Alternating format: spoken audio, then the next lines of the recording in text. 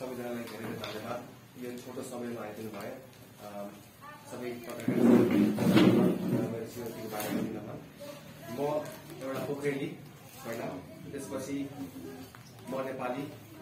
हामी नेपाली र हामी सबै नेपाली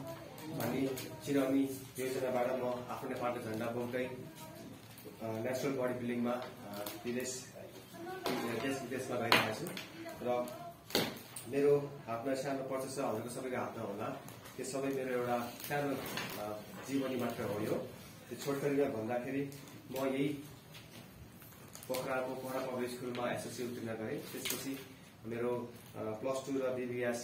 जनकपुर स्कुलमा कलेजबाट उत्तीर्ण गरेँ त्यसपछि 2009मा अस्ट्रेलिया पुगेको थिएँ र मेरो 2019बाट मेरो body building national body building त्यहाँबाट सुरुवात भयो त्यही साथसाथै हजुरलाई मेरो सम्पूर्ण जति पनि मैले अचिभमेन्टहरू गरेको थिएँ हजुरको पछाडिको पान्दामा होला इङ्ग्लिसकोमा हजुरले सर हेरिदिनुहोस् त्यसमा अनि मेरो जति पनि बडी बिल्डिङ मैले आफूले गरेँ नेसनल बडी बिल्डिङ म एक्लो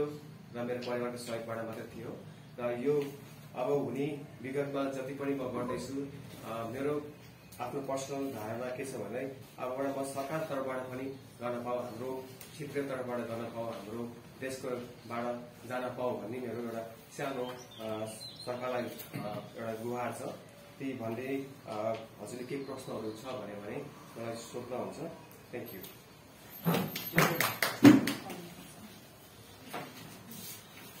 यो चाहिँ म पढेर सुनाउँ कि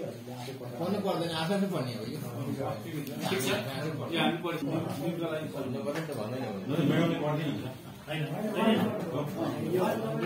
मेरो नाम सुजन कुमार सुब्बाकार हो मेरो जन्म 2042 साल पोखरा 9 नेगौर कास्कीमा भएको थियो मेरो बुबाको नाम शिव शिल्पकार र आमाको नाम भारती शिल्पकार हुनुहुन्छ मैले साथै पोखरा पब्लिक स्कुलबाट एसएससी उत्तीर्ण गरेको हुँ साथै +2 तथा बीबीएस जनकपुर कम्पसबाट पूर्ण गरेको छु सन् 1909 देखि हालसम्म अस्ट्रेलियामा बसोबास गर्दै आएको छु मेरो मुख्य चिनारी भनेको म professional natural body builder player हो यो औषधिबाट टाढा हुने बडी बिल्डरको रूपमा चिनिन्छ विदेश भूमिमा रहँदा पनि मैले नेपालको प्रतिनिधित्व गर्दै नेपालको झण्डा बोकेर विभिन्न प्रतियोगितामा भाग लिँदै देशको नाम चम्काउँदै आएको छु हजुरहरूलाई थाहा होला म आइसिएन वर्ल्ड च्याम्पियन 2019मा नेसनल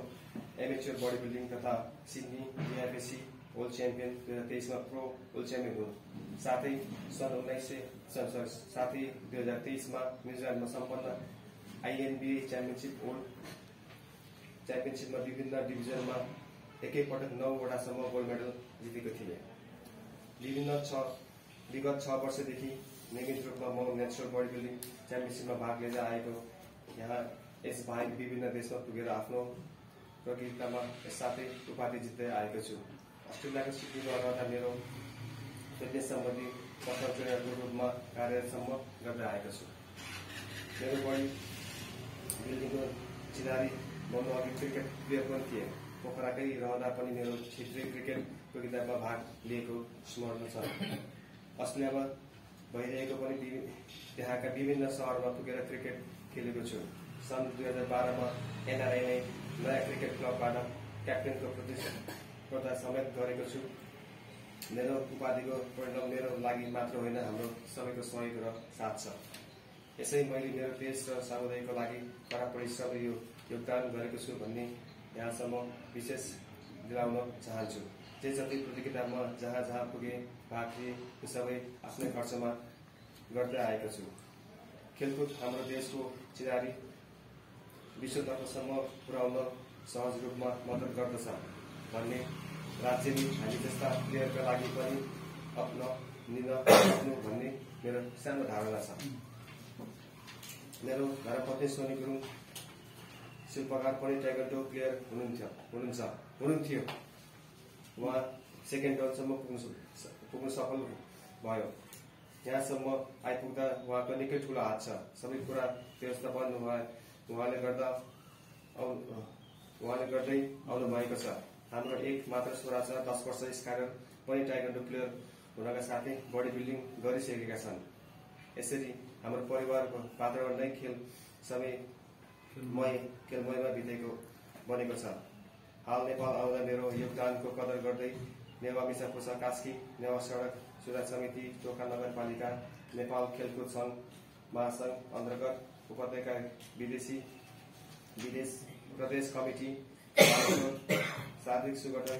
संस्था गण्डकी प्रदेश कमिटी तथा कास्की जिल्ला कमिटी लगायतका सङ्घहरूले गर्नुभएको सम्मानप्रति आभार व्यक्त गर्दछु। अन्त्यमा विदेश भूमिमा पनि सबै कुरा सम्भव छ। नेपालले पनि अवसर पाए ठूलो उपलब्धि हासिल गर्न सक्छ। धन्यवाद।